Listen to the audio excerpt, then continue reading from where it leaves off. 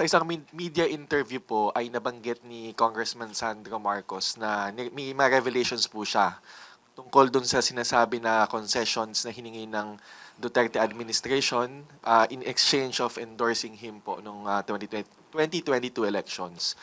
May further details po ba tayo dito kung ano po yung sino po yung mga nasa likod at ano pa po ibang mga hiningi? Actually, tinanong ko rin mismo si Pangulo kanina.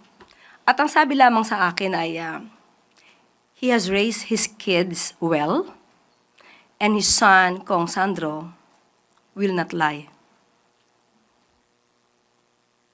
Yun lang po ang binigay na mensahe ng Pangulo. Meron po kasing nabanggit si Congressman Sandro na may 3 tao daw po na humarap. At isa daw po doon ay nakaupo po sa gobyerno ngayon. Nabanggit po kayo ng Pangulo kung sino po sila?